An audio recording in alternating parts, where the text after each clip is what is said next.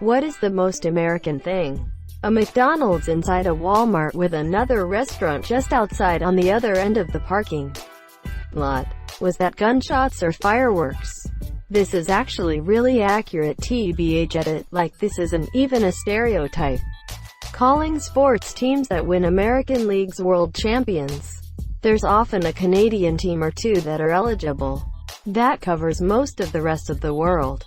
Right. Isn't Canada a state? S. Canada is the United States younger, friendlier, more responsible brother. America beats its chest and acts alpha while Canada just shakes its head and apologizes on America's behalf to the rest of the world for its behavior. Canada usually explains that America's bad falling out with mom. The UK has caused it to be aggressive and irrational at times. As a Canadian who has spent a lot of time holidaying in the US, it is talking. So many Americans are interested in sharing their story, are just shooting the shit about whatever is happening. They love to share their story, beliefs, opinions, and just chit-chat. For all the shit Americans get in general, most are actually quite friendly in my experience, even if some of those people are idiots.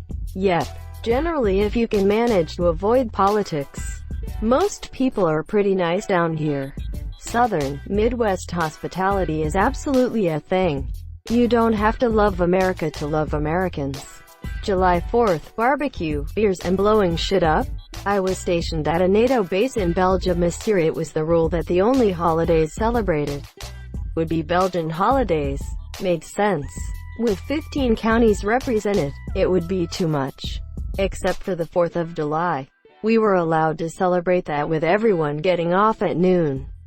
What really got me is that almost every country had a tent and they were selling something to eat and or drink represented by their respective country. Tip of the hat to you Canadians. Your tent was always the most popular by selling a concoction they called moose milk.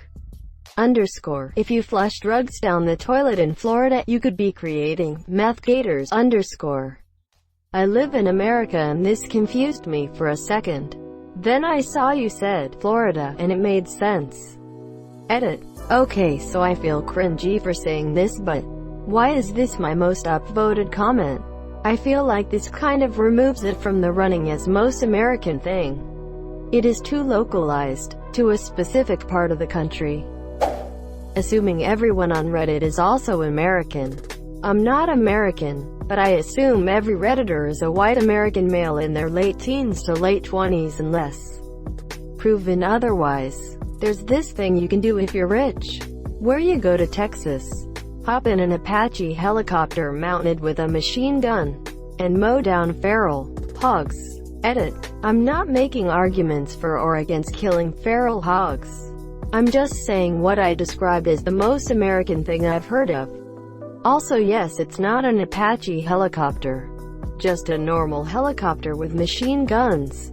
My bad. Feral hogs should be exterminated by any means necessary. They are incredibly destructive. Okay op, what's your mom's address? This caused me to exhale from my nose. This guy developed an actual trap that can capture over 100 hogs that are then euthanized. It was rejected by these people who prefer to go gun wild and shoot out of helicopters. It's almost a tourist attraction even though the hogs cause a lot of damage. Being really friendly and chatty when you're tourists. Also boundless enthusiasts monsieur. This almost sounds positive. It is. I work as a bus driver in Liverpool, so I come across a lot of American Beatles fans and they've all been sound. When I lived in upstate NY, I once drove by a shirtless redneck riding on an ATV hauling firewood in a shitty homemade trailer on a state highway while drinking a can of Bud Heavy. Probably that guy. Alabama is abbreviated AL, not NY. The farther you go NW from NYC, somehow you get closer to AL. Wearing the American flag on clothes. Unless it's the 4th of July, that's more of a boomer thing or a trailer park thing. Having no idea about other countries. Well, there's Florida, Canada, Alaska, Hawaii. S.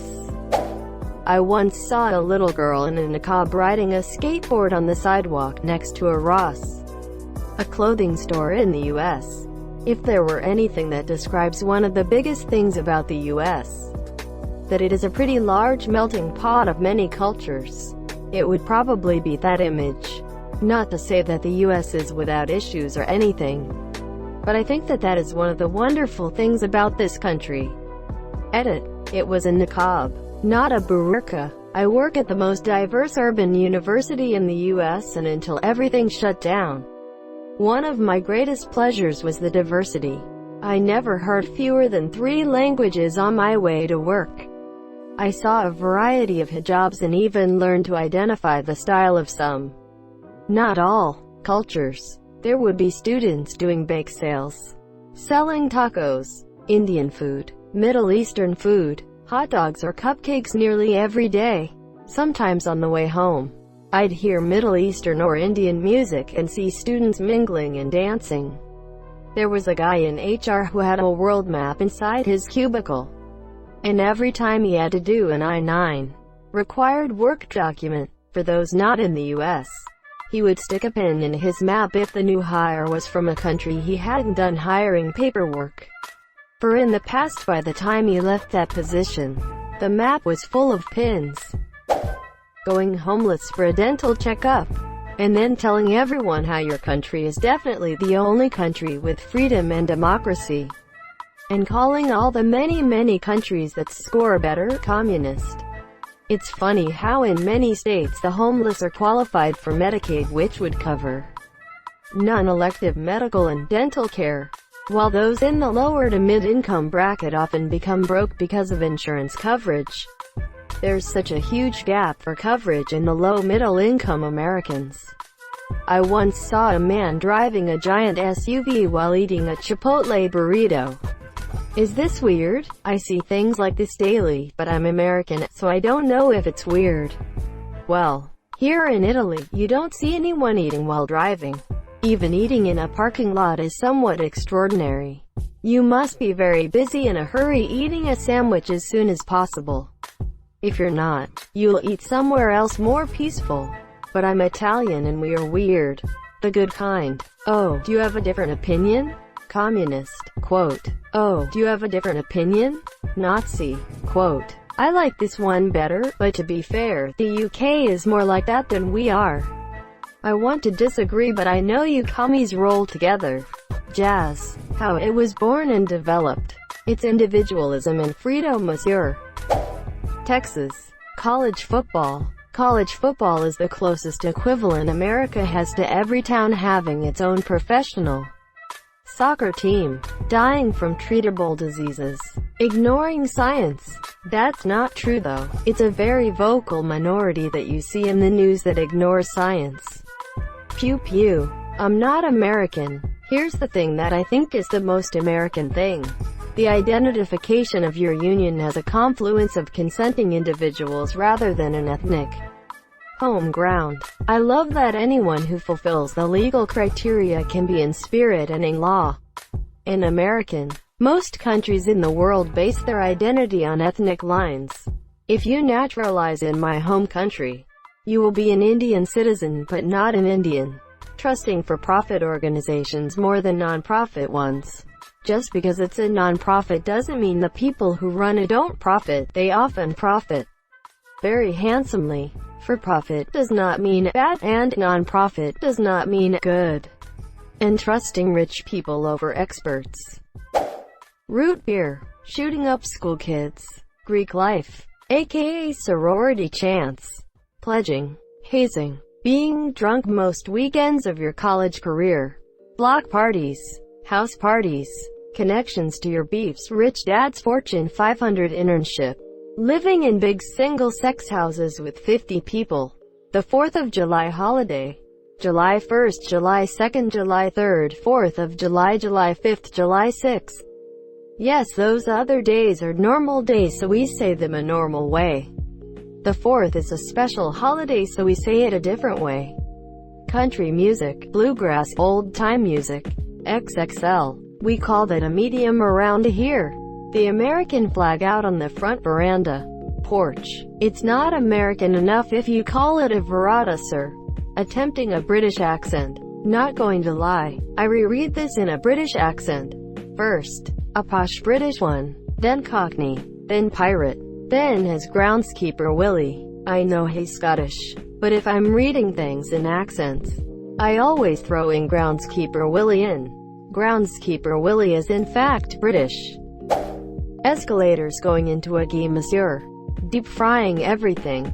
Putting ice in everything too. I'm not sure what their obsession is with ice. When I lived in the States, anytime I drank something it had ice in it. All their fridges dispense ice. They even put it in water. It's so weird. I ask someone for a glass of water and they bring it to me with ice in it. It blew my mind every time. Like, why? I just wanted water and you added more frozen water to my water. They always have a bag of ice in their freezer too. I ask why and they say just in case I need some ice.